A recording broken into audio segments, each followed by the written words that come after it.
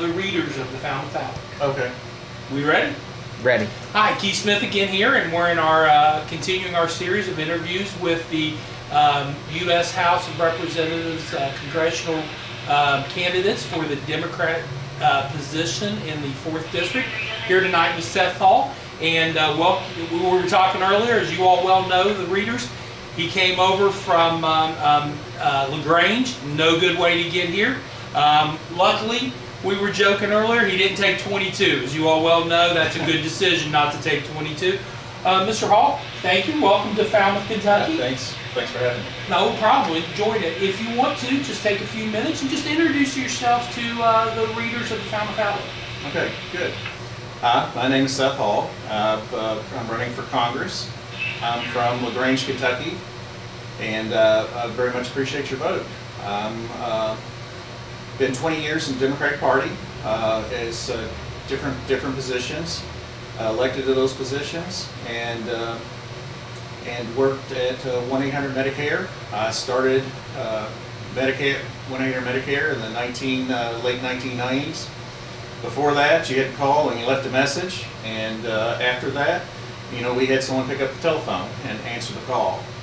I had about 2,000 people on the telephone lines when I left that contract, and it was a federal government contract through CMS. Since then, I've been working as a CIO, Chief Information Officer, and now I'm a director of an audit firm in LaGrange, Kentucky. Okay. Now, first question to get started. Last 13 years, 7 elections, this seat has gone to the Republican Party.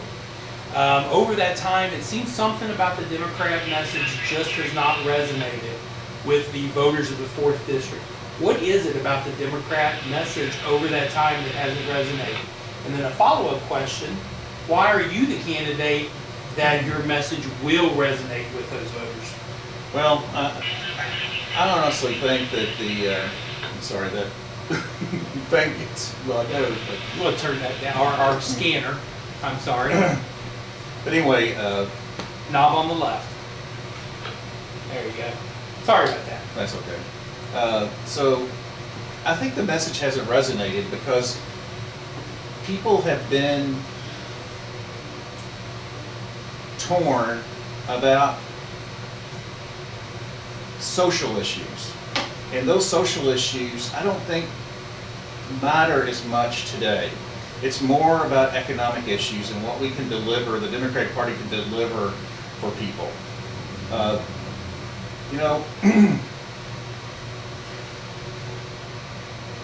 Guns, gays, and those type of things were issues that helped divide us as a country.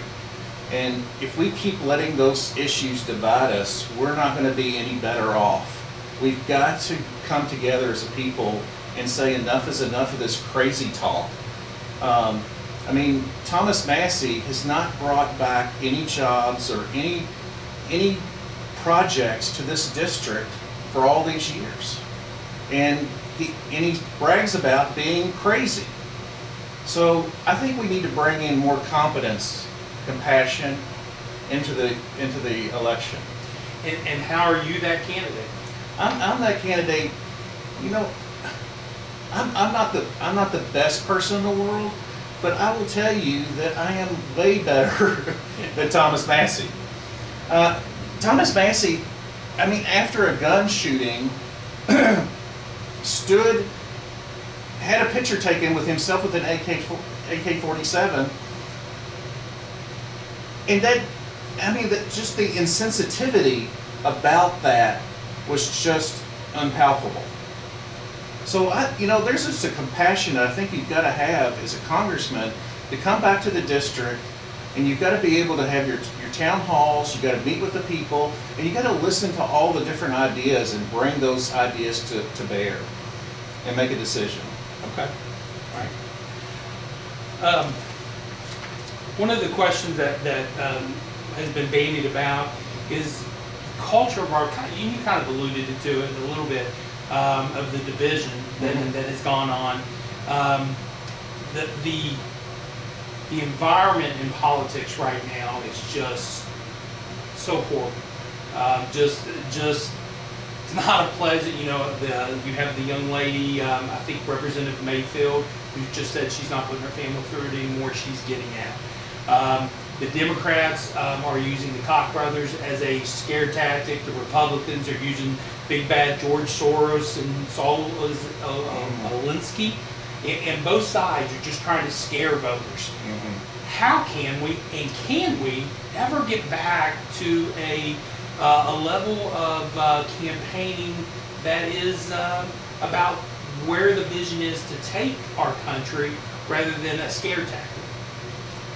Well, I think it's going to be a difficult haul to move things forward like that. I mean, at some point, we've got to throw them all out and start over, and give a new crew, give me a chance to show that I'm willing to listen and open my heart to the people of this district.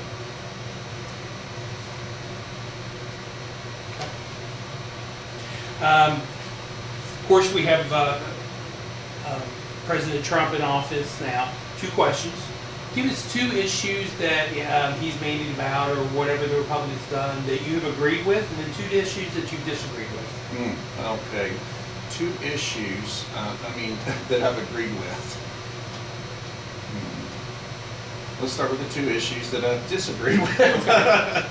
So those 2 issues, I think not signing or continuing the Iran deal is a mistake.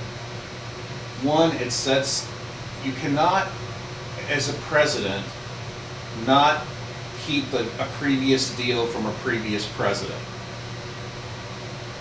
That binds our country into, when you cut a deal, and an administration has cut a deal, then that deal must continue on through other presidents, or the world won't respect that.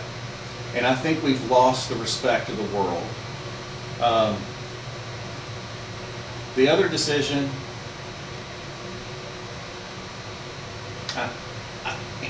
the tax increase for the middle class, the tax scam, as Indivisible puts it.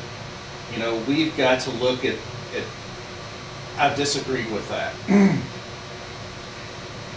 To cut taxes for billionaires, and including George Soros, Warren Buffett, these people are getting millions and millions more dollars put into their pockets, and it's coming from our schools, it's coming from our people, and we have to give that up.